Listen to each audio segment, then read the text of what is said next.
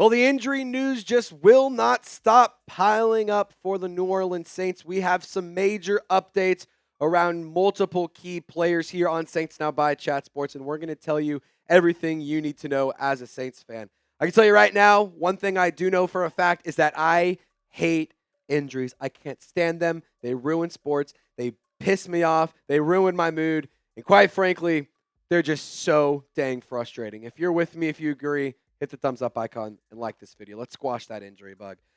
Most recent update coming in just moments ago. Wide receiver Bub Means has been placed on injured reserve, finishing his season due to an ankle injury. This is not good news. This is very unfortunate. He was carted off during the Chargers preseason game, which the Saints lost. And he was a player that I thought was going to have a major impact for the black and gold. Unfortunately, his season's over, and it's bad news because he was the biggest wide receiver in terms of height and weight on the roster. So now, in a wide receiver group that was already lacking size, is lacking even more. In terms of the players on the wide receiver room, here are the measurables. Look, Bub Means, 6'2", 215. For what it's worth, the Saints did work out 6'4" Justin Ross, former Clemson legend, two-time Super Bowl champion. So maybe he's an option. But Bub Means, his season is over. I was a big fan of Bub. I was rooting for him big time. And I actually thought he was going to be a big-time breakout candidate. I thought he was going to do some really big things. More injuries to discuss. Trevor Penning. We got reports from Nick Underhill over at NewOrleans.football that he suffered a turf toe injury.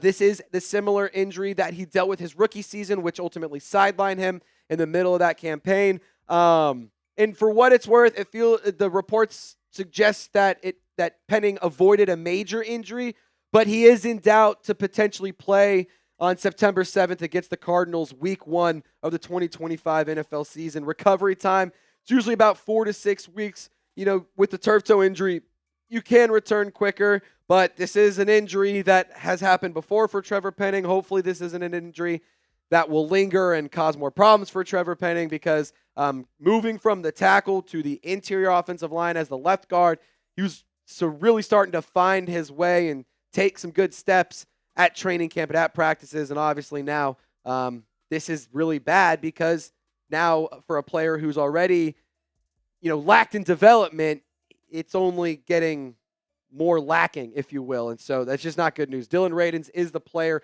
who's going to be replacing Trevor Penning. He did play all of his snaps in the Chargers preseason game at left tackle and right tackle. Traditionally, he's played on the interior. So hopefully this is a move that would make him more comfortable and lead to better results. He was signed as a free agent to provide quality depth on the offensive line as a backup. Hopefully he doesn't have to be a starter for too long. Also want to let y'all know tight end Mason Pline, he was also placed on injured reserve as well. So that is another injury update. We have more, believe it or not, Billy May style. Alontae Taylor, we have reports for number 1 that he suffered a groin injury last Friday leading up to the leading up to the preseason game. He's expected to be out for a while. He's believed, though, to have avoided anything major. So that is some good news. Bad news is that he's hurt. Silver lining, the good news is that's not expected to be anything major. He should just be week to week. And in my opinion, I think this is a big blow to the defense, especially if he misses significant time. He's supposed to take on a new role as like a star player, similar to how Brandon Staley used Jalen Ramsey whenever he was the defensive coordinator of the Rams. That's kind of the role that Alontae Taylor was going to sort of fulfill for the Saints. And in terms of the replacements and who will ultimately fill in for Alontae Taylor, Ugo Amadi, I do think that he did a fine job last week against the Chargers. 2 tackles, 1 pass breakup, 1 run stuff. Terrell Burgess, also on the roster as well, was brought in as a free agent, but I do think Ugo Amadi has been a player that more times than not has answered the call. Sure, he's made mistakes, and sure, he's blown plays and had some bad moments, but so is every other NFL player. And for a guy who's a backup, I think he can play at a relatively good level, and he does fit in that role fairly well. But like I said, this is a big blow to the defense. Alontae Taylor was set to have a huge, huge role as a leader, not just in terms of the production, but vocally as well. He was really embracing that aspect this summer, and so having him not be on the field just stinks. It hurts everyone, and the defense will definitely miss his presence. Hopefully for him, it's nothing serious. Hopefully for him, it's nothing super major. That will linger throughout the season. I'd like to see Alontae Taylor be available and play at a high level as much as he possibly can this season, especially considering you had decisions to make with him, once the season is said and done. Kellen Moore has also not shied away from praising this player. He says that he loves watching number one. He's everything you want. He's got juice every day. I just feel like he's going to become a really prominent leader for our team. This is Kellen Moore talking about Alontae Taylor just a few weeks ago. I do think that he's a player that should have a big role, and I also think that Alontae Taylor's injury is one that's going to hurt the Saints.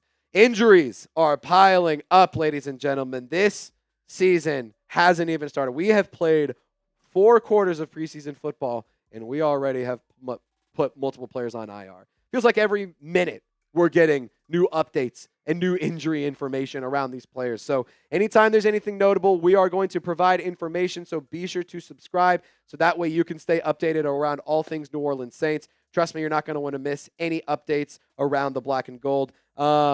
If you haven't already, subscribe, turn on your notifications. This is the one-stop shop for all things around the New Orleans Saints by Saints fans for Saints fans. I highly, highly encourage you to subscribe today. Now, coming up, we are going to have more updates around some notable players, including Taysom Hill, Foster Moreau, Kellen Moore, providing new information on both of those players. But really, really quick, I got to tell you guys about a sale that we have going on. Chatsports.com/NO-Polo. New Orleans Polo. No Polo. You see what I'm doing there. Chatsports.com/NO-Polo. You can get this fresh Nike Polo. White with black stripes looks absolutely clean for what it's worth. You can rock this on game days at the stadium. You can rock this at the bar. You can rock this at the golf course. Or if you just want to be looking fly at work and you want to rep your favorite squad, chatsports.com/NO-Polo. For what it's worth, Nike Polos aren't cheap. They're very, very nice. It was $70, but you can get it for $49 if you use our link. Click the link in the comments and description to go get yours today. Let's talk about Taysom Hill, Foster Moreau. The injury updates around them, like I said, not awesome.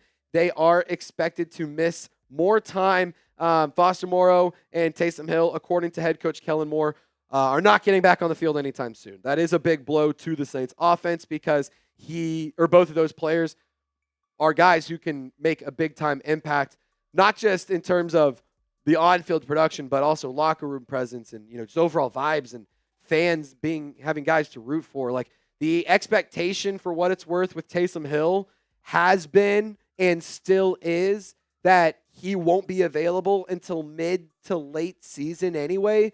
Remember, it's an ACL injury. He's upper mid-30s. Like, this is going to be an injury. It's going to take a while for him to return from. It happened in December, so it's going to take a while for him to be, not just able to walk around, but play football in the National Football League. The tight end room for the New Orleans Saints, when you don't have these players available, is very, very thin. So right now you can kind of just go ahead and cover up Taysom Hill and Foster Moreau because they're not available right now. So Maliki Matavao, Jack Stoll, Trayton Welch, Michael Jacobson, and Seth Green are your options.